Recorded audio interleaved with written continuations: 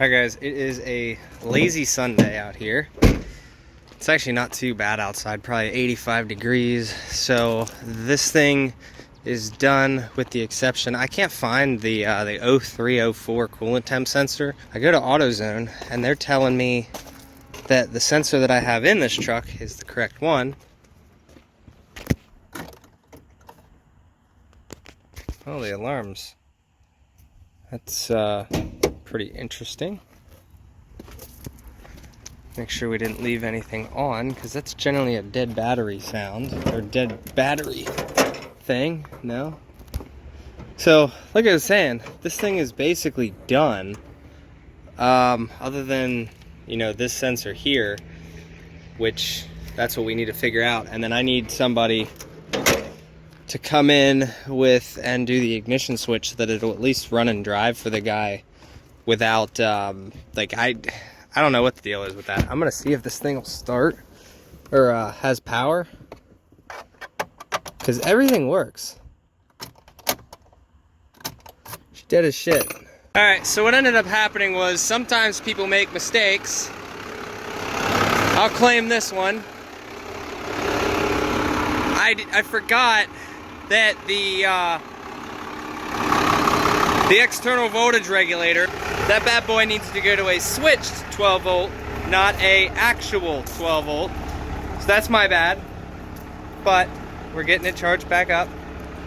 At some point today, I'd like to start getting this thing gone over. I can see that tire's flat again, so that tells me that we have an issue with that tire, but I want to get the customer stuff situated, done, gone. I'm gonna clean out the bed for him and take a lot of that trash.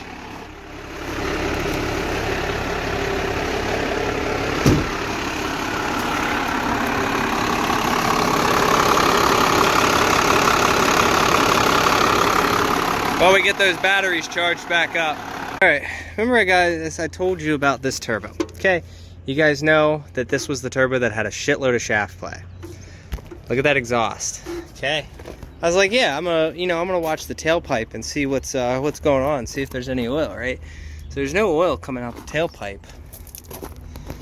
But if you guys see that, that's the end of the muffler right there. And that's all the oil. So I'm glad I found that out before too long. I'm gonna have to let them know. 100% gonna need a turbo. That is a lot of oil coming out the exhaust. This guy said that we'll need to watch that turbo. And yeah, he said don't replace it. That's one of those, it's gonna need a turbo. Alright, so I checked the oil and I fixed the wiring for that guy there. We're just running into the fuse box and she is good to go. There's plenty of oil in it. Somehow there's a lot of oil in it. Yeah, it's above the safe mark, so whatever. I know I'm gonna let the batteries charge up a little bit more and we'll call it good there. Alright, it is working, but the grid heater keeps coming on. So after about 3 minutes, that'll stop. I'll let it idle for a while. We'll call it good. I already texted them and let them know that it is done and ready to go. So I just want to get the back cleaned out and call it a day. But there you have it.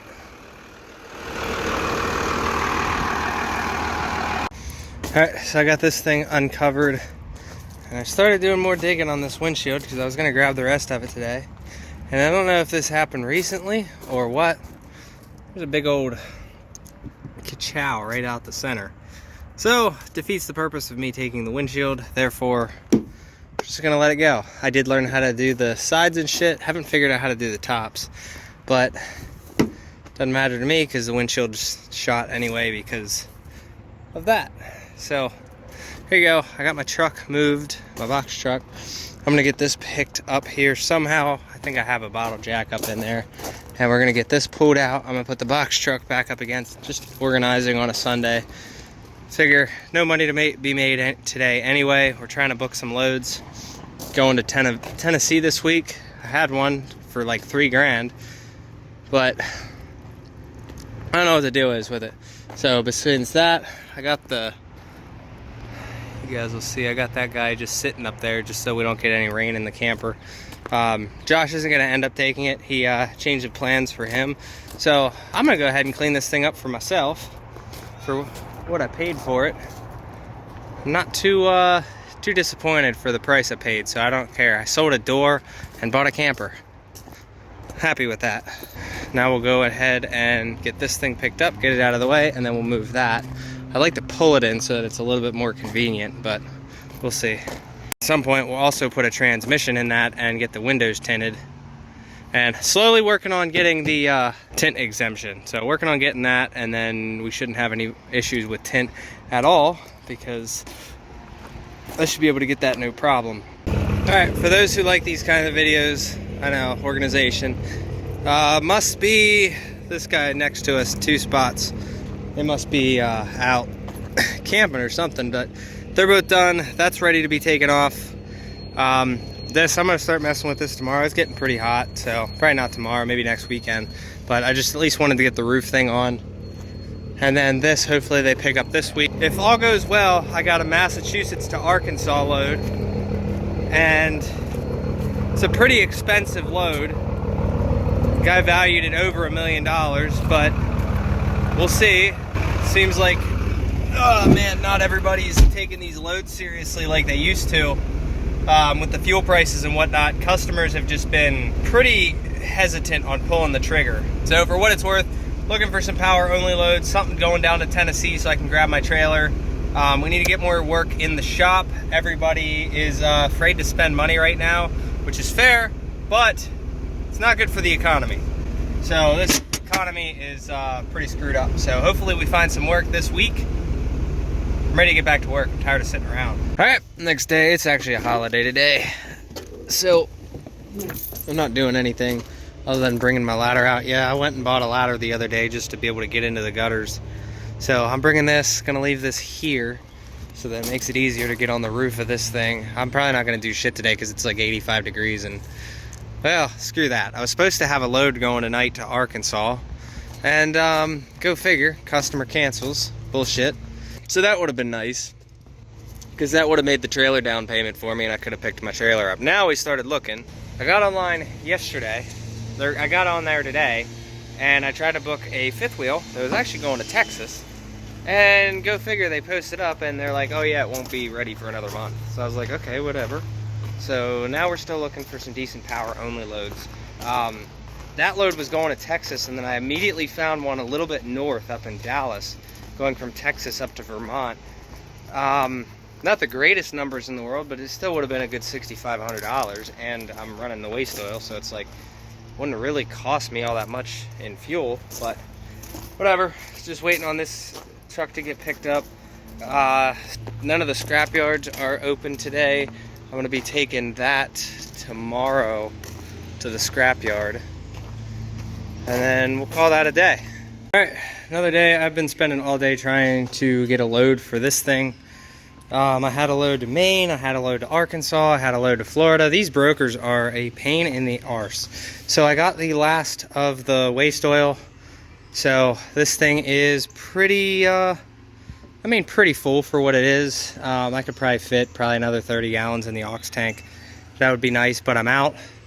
So we got all that. I didn't film anything earlier, but here is the white truck. I was gonna scrap it today, and my dad miraculously said, no, I need the cab. So I sold it to him. So he owns this now. He's gonna get the cab off of it. We'll see what to do with the frame. I might keep it around in case mine needs one day, or we'll just scrap it. We'll see. It depends on how hard it is to store it. A frame shouldn't be that bad, but you never know. We'll have to get all the stuff off of it and whatnot. That'd be kind of cool to like do a restoration, my 15th restoration on my black truck, but you can only do that so much. This thing needs to go to work. So I'm gonna go to the storage lot now and get rid of all this stuff back here, grab my fifth wheel, and this thing's looking pretty messy. But I did get this guy up here. This is all hard mounted. You can see by the booger welds up there, but it isn't going anywhere. So that's where she's gonna be hard mounted. Again, this thing is gonna get a stack eventually, so this thing's gonna move forward. but not spending money right now just because, you know, we're not really making any this week. So I'm gonna try. If I had a load that was paying like $3 grand going down to Arkansas, I think it was Arkansas, that would have made the down payment on the trailer. But then the guy flaked, so I have no idea what to make of that. But super anxious to get back to work. I am pretty filthy right now from going and, you know, tackling all the waste oil, but trying to get as much as possible. I'm at the point now where I will have to start buying the waste oil. I think it was like $1.75 a gallon, so it wasn't anything crazy, but I could deal with that over the fuel prices right now. But fuel prices have come down. They were like $6.70.